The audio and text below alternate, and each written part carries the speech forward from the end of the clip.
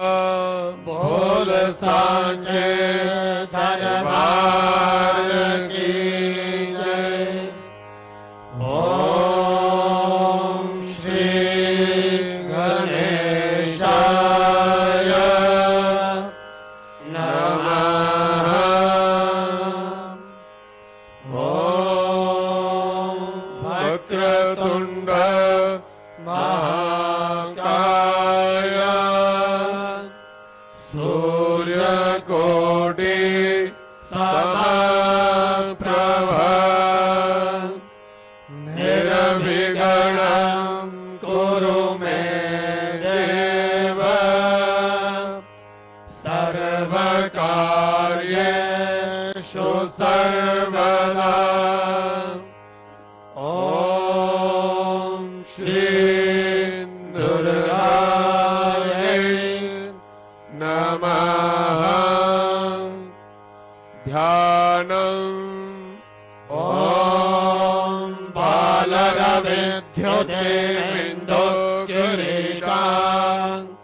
तुंगकुचां नयनत्रययुक्तां समेरमुखीं वरदाङ्कुशपाशा भीतिकरां प्रभजे भुवनेशीम्। ॐ ऋषिर्वाचं देव्याहते तत्र महासुरेन्द्रं चैन्द्रासुराभन्निपुरोगमास्तां कात्यायनीं पुष्पभूरिष्ठलाभात् विकाशिभक्ता विकाशिताशा देवी प्रपन्नाति हरे प्रसीद प्रसीद मातर्जगतोऽखिलस्य प्रसीद विश्वेश्वरि पाहि विश्वम् त्वमेश्वरी देवी चराचरस्य आधारभूता जगतस्त्वमेका महेश्वरूपेण यतः स्थितासि अपास्वरूपस्थितया त्वयैतत् आप्यायते कृष्णमलङ्घ्य वीर्यम् त्वं वैष्णवी शक्तिरनन्तवीर्या विश्वस्य बीजम् परमासि मायाम् सम्मोहितं देवि समस्तमेतत् त्वं मे प्रसन्ना भुवि मुक्तिहेतु विद्या समस्ता समदेवि वेदा श्रियः समस्ताः सकला जगत्सु त्वयैकया पूरितमम्बयैतत् काते स्तुतिस्तभ्यपरा परोक्तिः सर्वभूता यदा देवी स्वर्गमुक्तिप्रदायिनी त्वं स्तुता स्तुतयेका भवन्तो परमोक्तयः सर्वस्य मुक्तिरूपेण जनस्य हृदि संस्थिते स्वर्गापवर्गदे देवी नारायणि नमोऽस्तुते कलाकाष्ठादिरूपेण परिणामप्रदायिनि विश्वस्य परतो शक्ते नारायणि नमोऽस्तुते सर्वमङ्गलमङ्गल्ये शिवे सर्वार्थसाधिके शरण्ये त्र्यम्बके गौरी नारायणि नमोऽस्तुते सृष्टिस्थितिविनाशानां शक्तिभूते सनातनि गुणाश्रये गुणमये नारायणि नमोऽस्तुते शरणागतदीनार्थ परित्राणपरायणे सर्वस्यार्तिहरे देवी नारायणि नमोऽस्तुते हंसयुक्तविमानस्थे ब्रह्माणि रूपधारिणि कौशाम्बाख्यर्के देवी नारायणि नमोऽस्तुते त्रिशूलचन्द्राहिधरे महावृषभवाहिनि माहेश्वरी स्वरूपेण नारायणि नमोऽस्तुते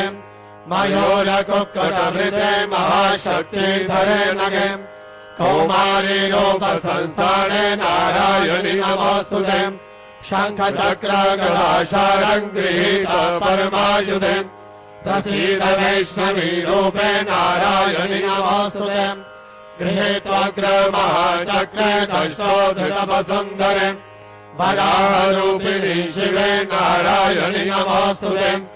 नृसिंहरूपेण उग्रेण हन्तम् दैत्याङ्कृतोद्यमे त्रैलोक्यसहिते नारायणि नमोऽस्तुते किरीटिनी महावज्रे सहस्रनयनोज्ज्वले वृत्रप्राणहरे चन्द्रे नारायणि नमोऽस्तुते शिवधूते स्वरूपेण हतदैत्ये महाबले घोररूपे महारावे नारायणि नमोऽस्तुते दष्टाकरालवदने शिरोमालाविभूषणे चामुण्डे मुण्डवदने नारायणि नमोऽस्तुते लक्ष्मीलज्जे महाविद्ये श्रद्धे पुष्टे सुरे ध्रुवे महाराते महाविद्ये नारायणि नमोऽस्तुते मेधे सरस्वती भरे भूतिभा प्रवितामसि नियते त्वम् प्रसीदेशे नारायणि नमोऽस्तुते सर्वस्वरूपे सर्वेशे सर्वशक्ति समन्विते भयभद्राणि नो देवी दुर्गे देवी नमोऽस्तुते हे तत्ते वदनम् सौम्यम् लोचनत्रयभूषितम् पातु नः सर्वभीतिभ्यः कात्यायनि नमोऽस्तुते ज्वालाकरालमत्युग्रम् अशेषासुरशोधनम् त्रिशूलम् पातु नो भद्रकाले नमोऽस्तुते हेनस्ते दैत्यतेजसे स्वरेणापूर्यधा जगत् सा घण्टा पातु नो देवी पापेभ्यो नः सुधानिवम् असुरात्रिगवधा पङ्कचर्चितस्ते करज्ज्वला शुभाय खड्गो भवतो चण्डिके त्वाम् नराभयाम् रोगानशेषानपहंसि तुष्टाम् रुष्टादुकामा सकलानभीष्टान् त्वामाश्रितानाम् न विपर्णराणाम् त्वामाश्रिताय क्षयताम् प्रयान्तिम् एताकृताम् यत्कदनम् त्वयाद्यम् धर्माद्विषाम् देवीमहासुराणाम् रूपेणनेके तवोदात्ममूर्तिम् कृत्वाम्बिकेतत्प्रकरोति कान्यम् विद्यासु शास्त्रेषु विवेकधीते श्वातेषु वाकेषु जगात्वदन्यम् मम त्वगरते त्रिमहान्धकारिम् विभ्रामयते तदतेव विश्वम् रक्षांसि यत्राग्रविशाश्च नागम् यत्रारयोधस्य बलानि यत्र धावानलो यत्र दधाभिमध्यम् तत्र स्थितात्वम् परिपासि विश्वम् विश्वेश्वरी त्वम् परिपासि विश्वम् विश्वात्मिकाधारयसेति विश्वम् विश्वेशवन्ध्या भवते भवन्ति विश्वाश्रयाय त्वयि भक्तिनम्रा देहे प्रसीद परिपालयनो निवेदे नित्यम् दधा सुरभदा धनुनैव सद्यः पापानि सर्वजगताम् प्रशमम् नयाशु उत्पातपाकजनिताश्च महोपसर्गम् प्रणतानाम् प्रसीदत्वम् देवे विश्वातिहारिणीम् त्रैलोक्यवासिनामेके लोकानाम् वरदा भव देव्यो वाचम् वरदाहम् दुर्गणा वरम् जन्मनसे क्षतम् तम् वृणोध्वम् प्रयच्छामि जगतामुपकारकम् देवाऊचुः सर्वाबाधा प्रशमनम् त्रैलोक्यस्याखिलेश्वरि एवमेव त्वया कार्यम् अस्मद्वैरिविनाशनम् देव्योवाचम् दैवस्वग्रन्थरे प्राप्ते अष्टाविंशतिमे युगे शुम्भो निशुम्भश्चैवान्यमुत्पत्स्येते महासुरम् नन्दगोपगृहे जाता यशोदा गर्भसम्भवा ततस्तो नाशयिष्यामि विन्ध्याचलनिवासिनीम् पुनरप्यतिरौद्रेण रूपेण पृथिवीतले अवतीर्य हनिष्यामि व्यत्रचित्तान् सुरानवान् भक्षयम् च शतानुग्रान् व्यत्रचित्तान् महासुरान्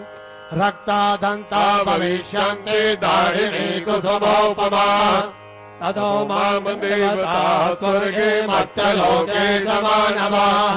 स्तुवन्तो व्याहरिष्यन्ति सततम् रक्तदन्तिकाम् भूयश्च शतवार्षिक्यमणावृष्ट्यामणम्बसीम् मनेः संस्तुता भूमः सम्भविष्यामि योनिजाम् तदा शतेन नेत्राणाम् निरीक्षिष्यामि यन्मुनिम् कीर्तयिष्यन्ति मनुजः शताक्षीमिति मातताम् ततोऽहमखिलम् लोकम् आत्मनेह समुद्भवैः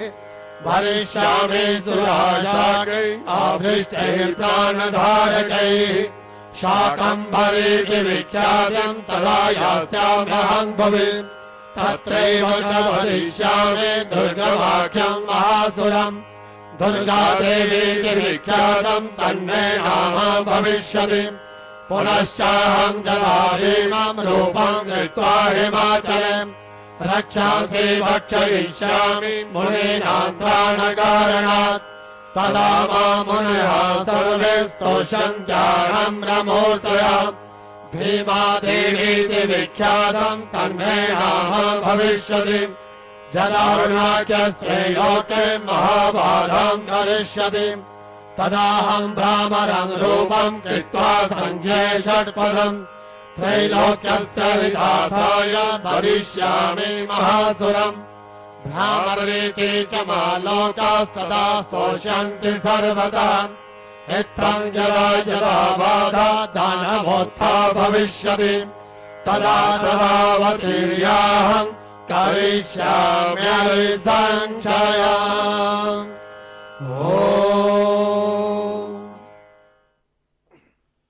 शरणागत धर्म प्रेमी भक्तजनों का जो श्रद्धा चैनल के माध्यम से मां भगवती जगजननी वैष्णो देवी जी की आरती देख रहे हैं, उन सभी भक्तजनों का मां भगवती जगजननी वैष्णो देवी जी के दरबार में हार्दिक अभिनंदन। इस समय मां भगवती जगजननी वैष्णो देवी जी की सायंकालीन आरती का पवित्र समय है। इस दिव्य गुफा के अंदर परम पूज्य पुजारी जी एवं विद्वानों द्वारा वैदिक मंत्रों से मां भगवती जगजननी वैष्णो देवी जी के पिंडी स्वरूप की षोडशोपचार विधि से पूजा की जा रही है। आप सभी धर्म प्रेमी भक्तजन मां भगवती जगजननी वैष्णो देवी जी के चरणों का ध्यान करते हुए विद्वानों द्वारा विश्व कल्याणार्थ किए जा रहे श्री मार्कंडे पुराण के अंतर्गत श्री दुर्गा सप्तशती के पाठ का श्रवण कर रहे हैं। विश्व के कल्याण में ही हम सबका कल्याण निहित है। ये हमारा परम सौभाग्य है कि आज मां भगवती जगजननी वैष्णो देवी जी की अपार कृपा से मां भगवती के चरणों का ध्यान करते हुए आरती के समय मां भगवती की स्तुति करने का, पाठ करने का सौभाग्य हमें प्राप्त हुआ है। ऐसे अवसर जीवन में बार बार प्राप्त नहीं होते। हमारे पूर्व जन्मों में किए हुए पुण्य कर्मों के फलस्वरूप जीवन में इस प्रकार के अवसर हमें प्राप्त होते हैं, जब हमारा मन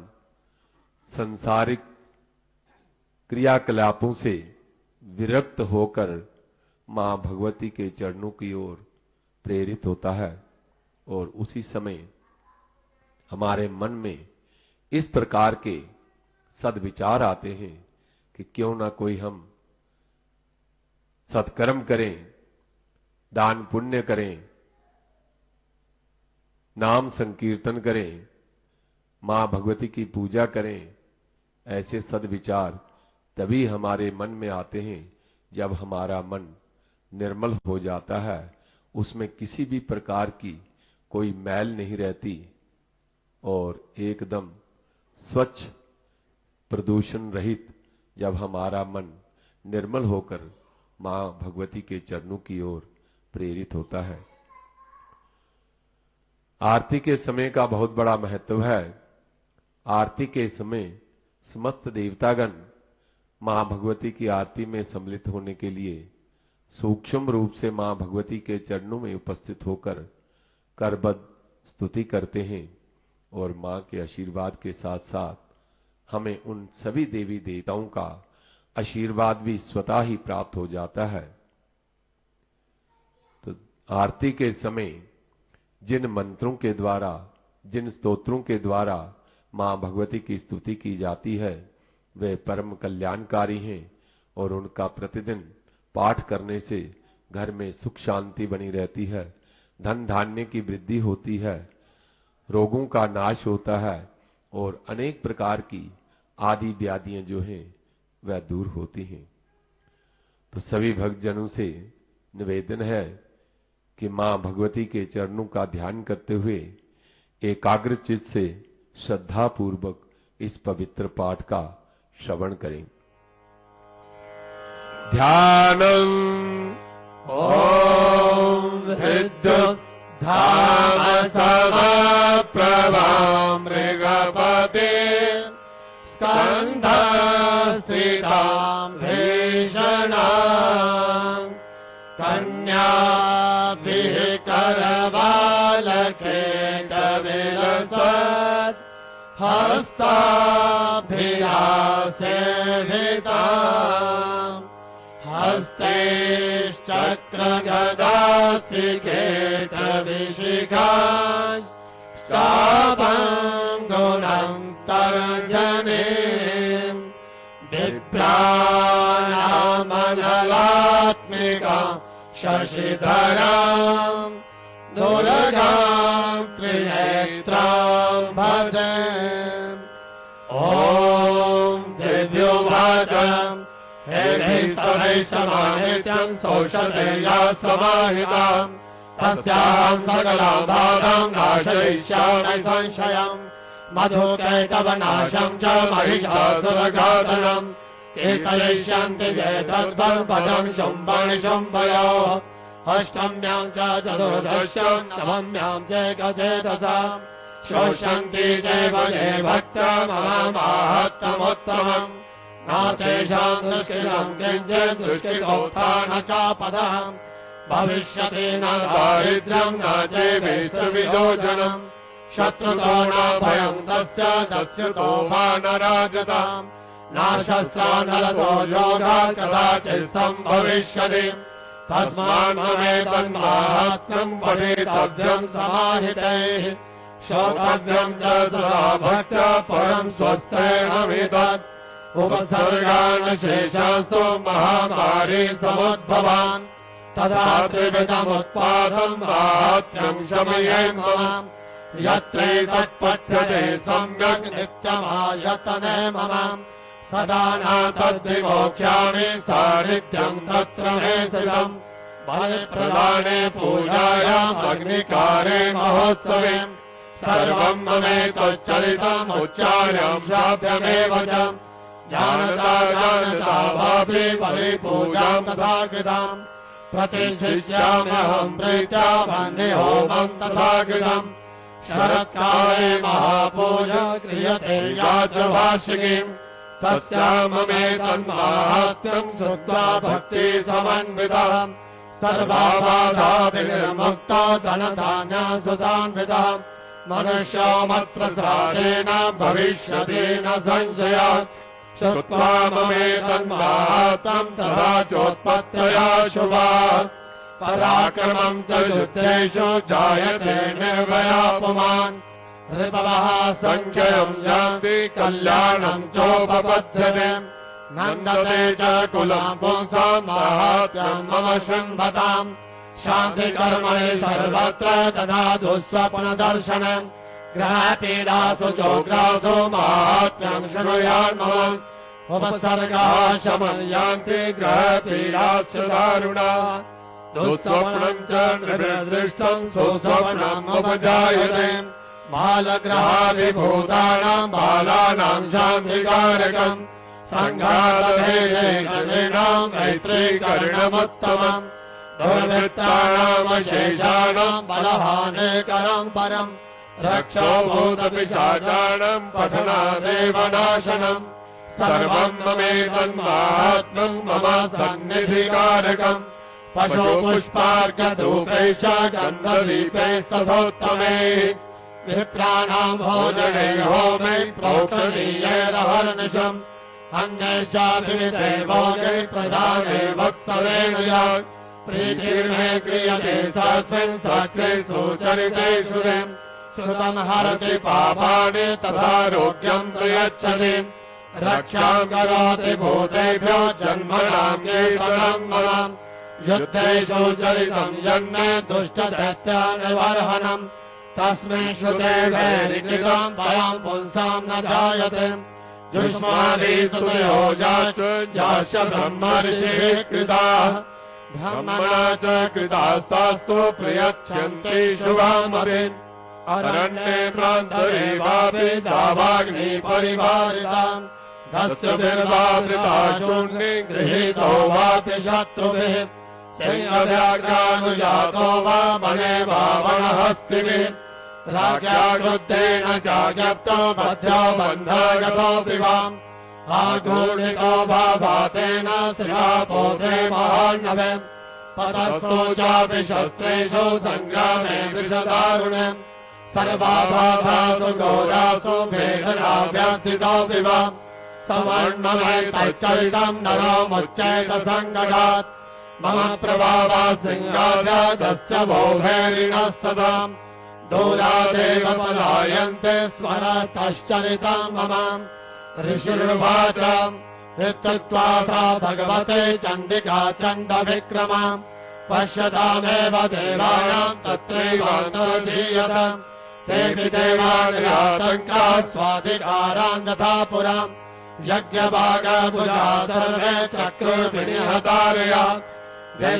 दैत्याचरेभ्यानिहते शुम्भे देवरिभोषुधि जगद्विध्वंसने कस्मिन् महोग्रकलविक्रमे निशुम्भे च महावीरे शेषाः पातालमाजलुः एवम् भगवती देवी सारित्यापि पुनः पुनः सम्भूय कुरुते भूम जगतः परिपालनम् तयैतन्मोयते विश्वम् सैव विश्वम् प्रचोदते ताजाचिराज विज्ञानम् तुष्टाविद्यम् प्रयच्छति व्याप्तम् तयैतत्सकलम् ब्रह्माण्डम् मनुजेश्वर महाकाल्या महाकाले महामारी स्वरूपया सेवकाले महामारी सेव सृष्टिर्भवत्यया स्थितिम् करोति भूतानाम् सेवकाले सनातने भवकाले निराम् सैव लक्ष्मीर्वृद्धि प्रदागृहे सेवाभावे तथा लक्ष्मीर्विनाशायोपजायते स्तुता सम्पूजिता पुष्पे धूपगन्धादिभिस्तथा ददाति वित्तम् पुत्रा च मतिम् धर्मे गतिम् शुभाम् अथ सिद्धकुञ्जिका स्तोत्रम् शिवोवाच शृणु देवी प्रवक्ष्यामि कुञ्जिका स्तोत्रमुत्तमम्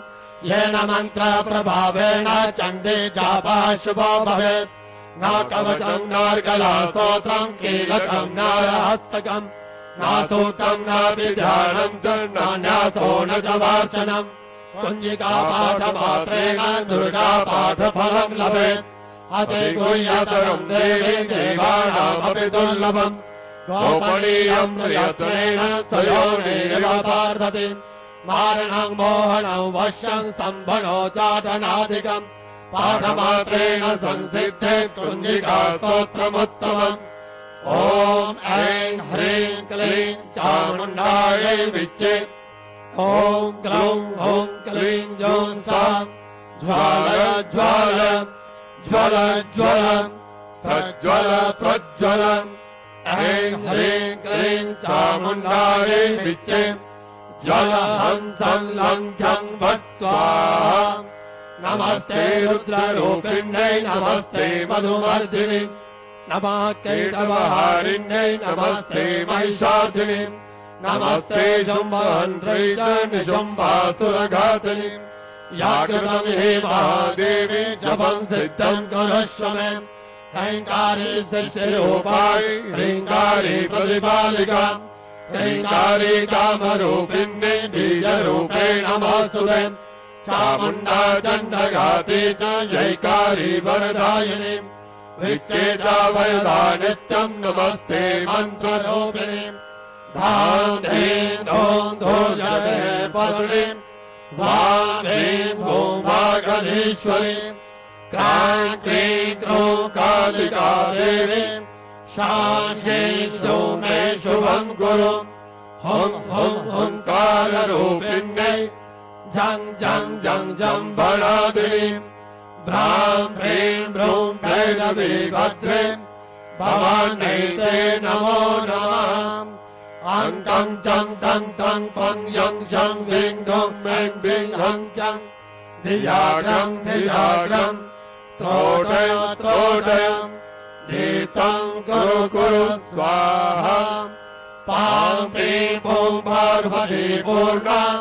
थां ह्रीं गौं गेतरी तथा सां ह्रीं धूं सप्तशतीदेव्या मन्त्रसिद्धिं कुरुष्व मे इदं तु कुञ्जिका स्तोत्रम् मन्त्रजागृति हेतवे अभक्तेनैव दातव्यम् गोविदं रक्ष पार्वती यस्तु कुञ्जिकया देवी ह्रीणां सप्तशतीं पठेत् न तस्य जायते सिद्धि अरण्योदनं यथा। श्री दुर्गा आपद्दुधारा अष्टकम् नमस्ते शरण्ये शिवे सानुरङ्गे नमस्ते जगद्व्यापिके विश्वरूपे नमस्ते जगद्वन्द्यपादारविन्दे नमस्ते जगत्तारिणि नमस्ते जगत्प्रमाणस्वरूपे नमस्ते महायोगि विज्ञानरूपे नमस्ते नमस्ते सदानन्दरूपे नमस्ते जगत्तारिणि त्राहि दुर्गे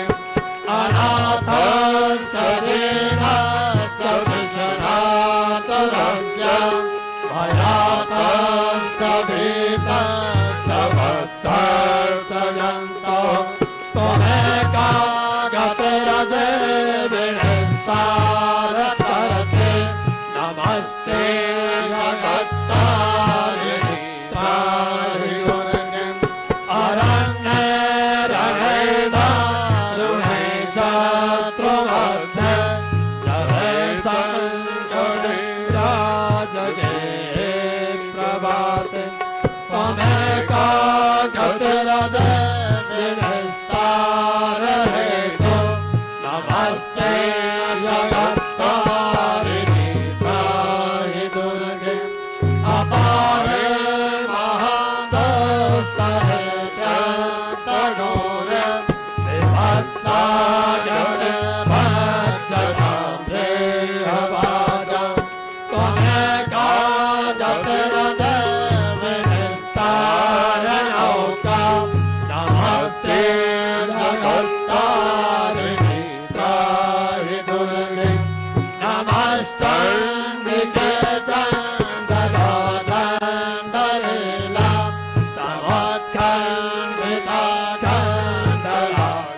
तमोत्खण्डिताखण्डलाक्षेषशत्रो त्वमेका गतरघ्नगन्धो हरति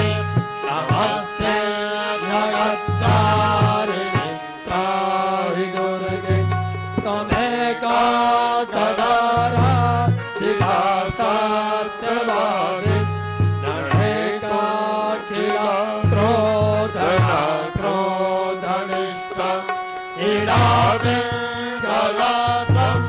कुसुमनाशनानि नमस्ते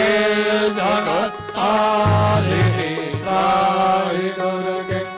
नमो देवी दुर्गे शिवे भीमनाथे सदा सर्वसिद्धि प्रदात्री स्वरूपे देवोते सतांगात्रे स्वरूपे नमस्ते जगत्तारिणि त्राहि दुर्गे शरणमपि सुराणां सिद्धविद्याधराणां मुनिगणुजभराणां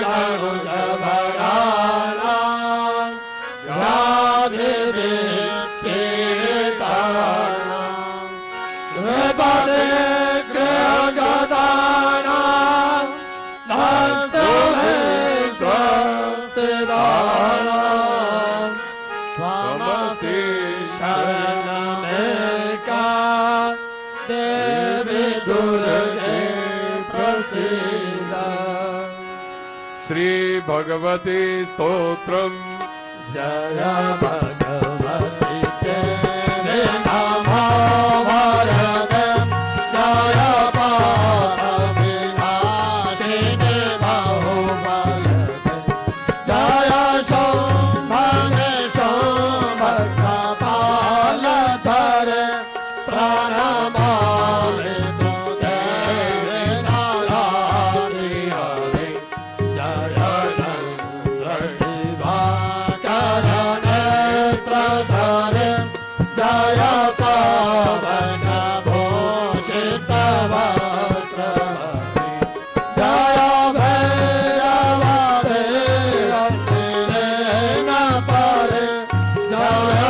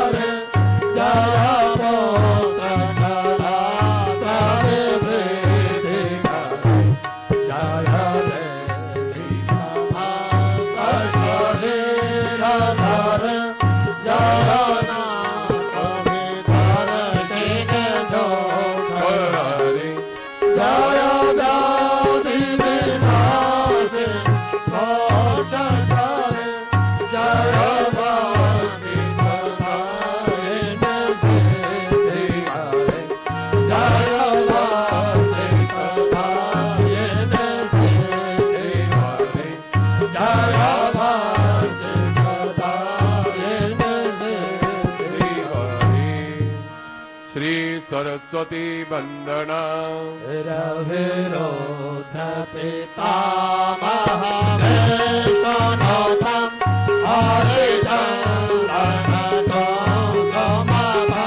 हरिचन्दनतोगमभङ्गयोगं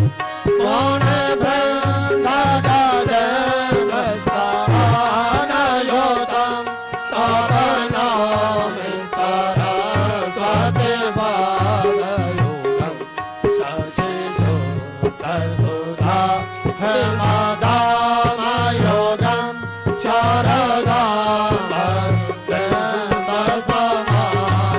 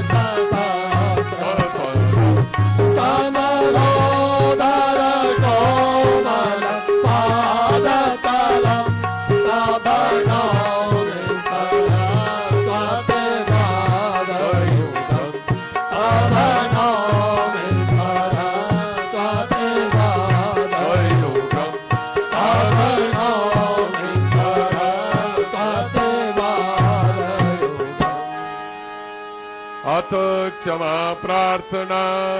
अपराध सहस्राणि क्रियन्ते हरनिशं मया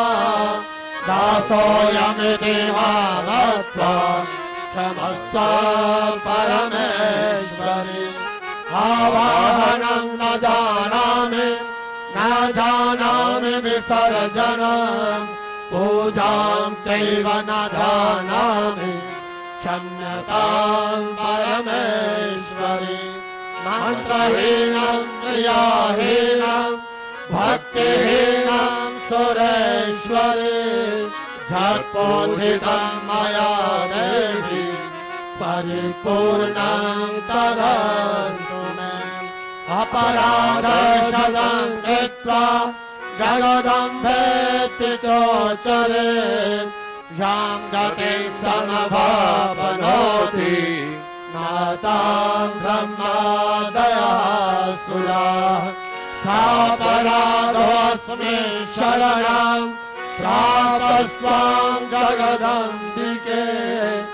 इदानीमनुकम्प्योऽहं यथेच्छसि